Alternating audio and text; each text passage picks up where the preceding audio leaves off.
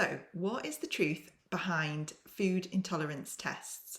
I was having a conversation with someone the other day who's recently completed one, and they were asking me what my thoughts around it were. And unfortunately, I wasn't really able to give her the answer that she was looking for, but we did say maybe it would be useful to make a little video about it for other people to learn. And so, what is the truth?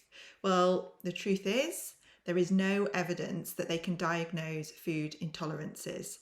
The Advertising Standards Authority have actually ruled that they cannot claim to diagnose food intolerances, and there is just no role for them in evidence-based practice. One of the most popular is one that uses a blood test that looks at IgG testing. It's not a clinically accurate measure. We all produce IgGs in response to eating foods. Most of us aren't aware that we're producing these because we don't test for them. But if we did, we'd all have this long list of foods that just basically tells us foods that we eat regularly, foods that we've eaten recently. It's not really a list of foods that we need to avoid. Of course, when people get these results, they may start trying to avoid these long lists of foods, and that can lead to various things, whether it be nutrient deficiencies, stress and anxiety around these foods, which in itself can cause bloating and gut issues, so we can actually increase the problem, a reduced relationship with food, and of course, no answers to what's actually causing you your problems. Now, it's not just those types of tests. There's all sorts. There's kinesiology, there's hair tests, there's Vega tests, there's loads of them, and none of them have any evidence behind them. And actually, they could delay you from getting the appropriate help and support. And in some cases, that can be really damaging if you do have a problem. Dietitians are the healthcare professionals who are trained to diagnose and treat food intolerances and allergies. Sometimes you will see nutritionists who are offering these tests.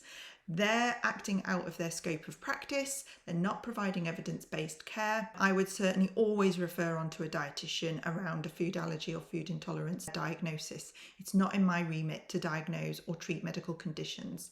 So watch out for nutritionists who are selling you these things and walk on by, because they are not using evidence-based practice and they are out of their scope. So something to look for as a red flag. Most of the time, to be honest, people feel like they might have food intolerances, food allergies. Most of the time they don't. It's often other things that are causing their discomfort, such as not very well managed stress. Maybe they're eating too fast, maybe they're skipping meals, and then when they do eat, they're having a response to that because they're not eating regularly enough. Maybe there's not enough balance in their diet. Maybe there's not enough fibre, too little exercise, not enough water. Sometimes just the psychological link that you've eaten a food that is bad can create a physical response in the body.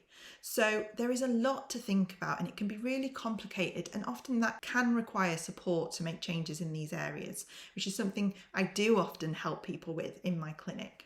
However, if you are concerned, because of course it is the case that some people do have these intolerances or allergies, so if you are concerned that you've got a food intolerance, seek support from your GP.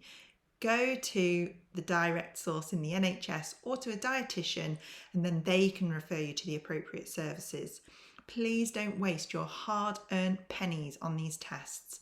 If you want to invest in your health and well-being, there are so many better ways that you can spend your money. Let me know your thoughts, your comments, your questions down below.